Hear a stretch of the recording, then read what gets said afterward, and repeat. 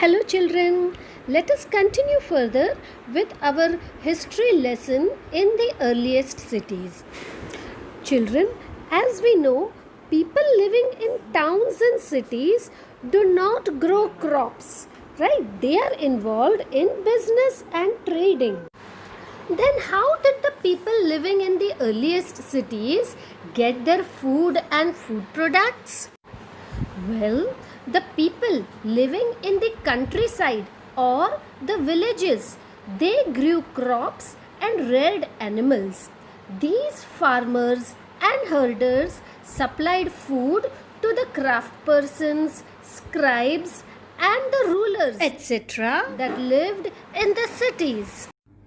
From the remains of the plants that the Harappans grew and ate, the archaeologists have known that the Harappans grew plants like wheat, barley, pulses, peas, rice, sesame, linseed and mustard, etc., which we still eat in today's time also.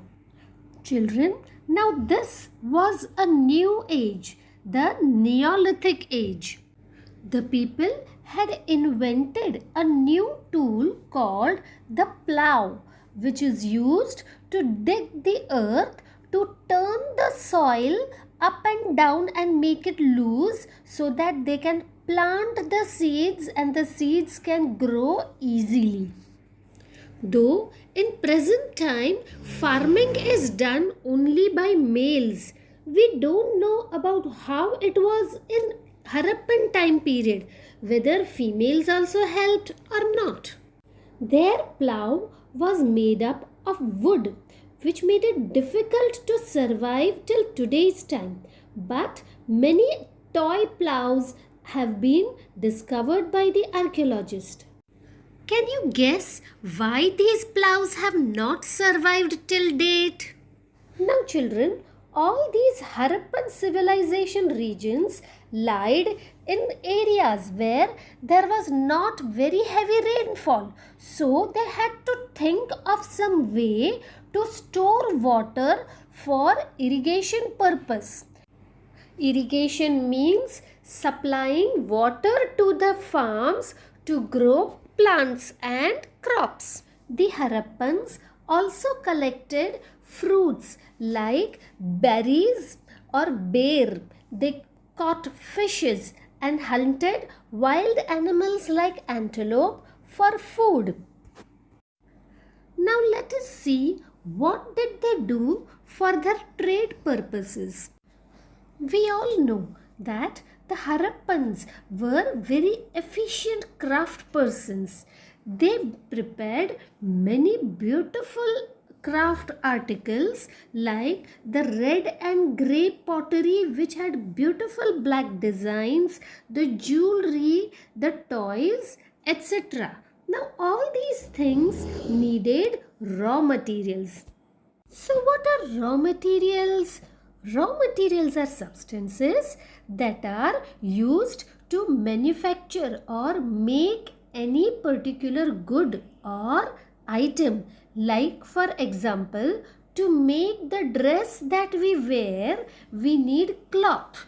And from what is cloth made? Cloth is made up either of any cotton fiber or any other fiber. So here the cotton is the raw material. For making pots, clay is the raw material. And many more things like this. Some of the raw materials that the Harappans used were available locally, means from their own region.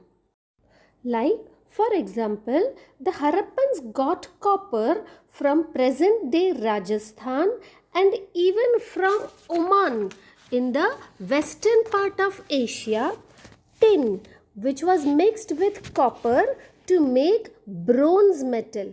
It might have been brought from present day Afghanistan and Iran. Gold was brought from Karnataka. Precious stones were brought from present day Gujarat, Iran and Afghanistan region. Children, it is very thrilling to know that the Harappan civilization or the Indus Valley civilization also extended up to our state Gujarat. Now let us have a closer look at certain Harappan towns that existed in the region where we live. Located here on the map is the city of Dholavira. The ruins of this city exist today in the Kutch district of Gujarat. This city was located on Khadir Bait. Bait means island in the run of Kutch. It had fertile land and very good water supply, supposed to be brought in from the river Saraswati. The towns of Harappan civilization were divided in two parts, but Dholavira was divided in three parts, each part surrounded by massive stone walls and entrance through the gateway in the center of the walls. The town had an open area in the center which was known as the market. It was also used to hold public ceremonies. The archaeologists have also found some things which includes large letters of Harappan script that were carved out of white stone and inlaid or fixed in wood. This discovery is said to be very unique, as generally whatever Harappan writing has been found, it has been found on small objects like seals. But here these inscriptions and inlaid work is on big stones. Okay, now let us have a look at the second city, Lothal. Lothal was located on the bank of a tributary of the Sabarmati river near the Gulf of Khambat in Gujarat.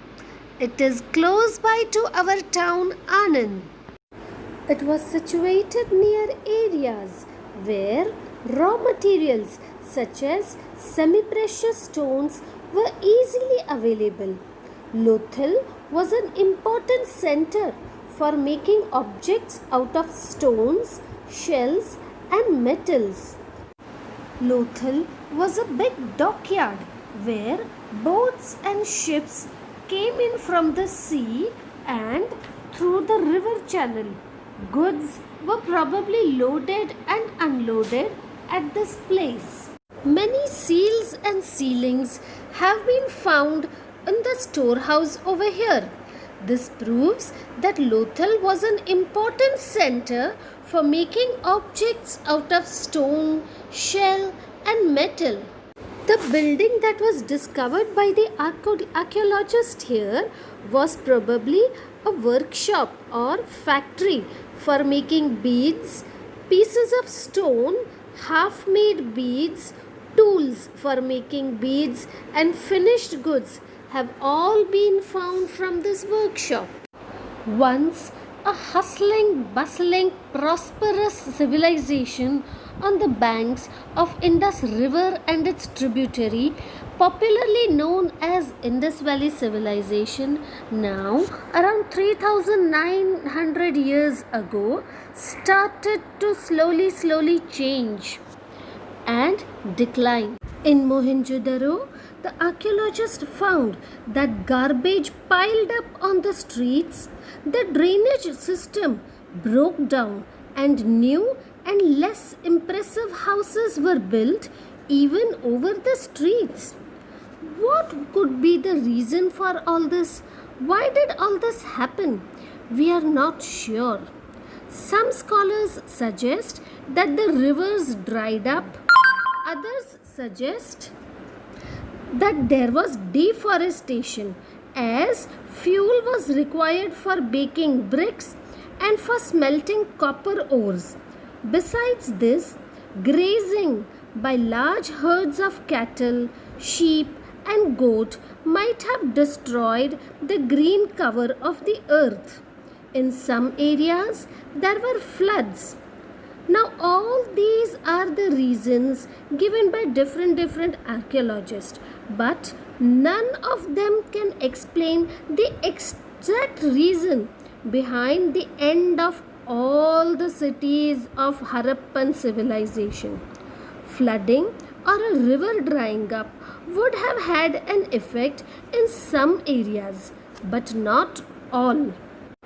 Some people also suggest that the rulers might have lost control over the cities, giving result that the sites in Sindh and the western part of Punjab, which lie in Pakistan in present day, were abandoned. Many people moved to new and smaller settlements to the eastern and the southern part of the subcontinent. Now again, new cities emerged about 1400 years later, about which we will be learning in chapters 6 and 9. Now children, this is the country Egypt in the African continent. In our subcontinent, as the Harappan or the Indus Valley civilization developed on banks of river Indus, similarly, the Egyptian civilization developed on the banks of river Nile. Around 5000 years ago, the kings or pharaohs of Egypt sent their armies to faraway lands to get gold, silver, ivory, timber and other precious stones. They built huge tombs known as pyramids to bury the dead bodies of their kings or pharaohs. These dead bodies were very carefully preserved and known as mummies. Some mummies are shown in the picture here for your knowledge. Along with the mummies, large number of objects like food and drink, clothes, ornaments, musical instruments, utensils, weapons, animals, and sometimes even men and women were buried along with the rulers. What a scary ritual! Do you think all these things are needed by anyone after their death? Don't you think we should do away with such obscure rituals and practices that harm other people? Children, with this, we complete our lesson in the earliest cities. Now let us revise some important dates. Cotton was cultivated at Mehergarh about 7000 years ago.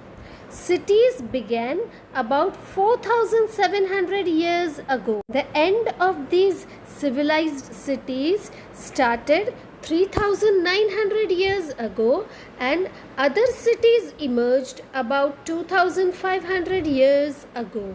Indus Valley civilization is known as Harappan civilization because Harappa was the first city of this civilization to be discovered by the archaeologist.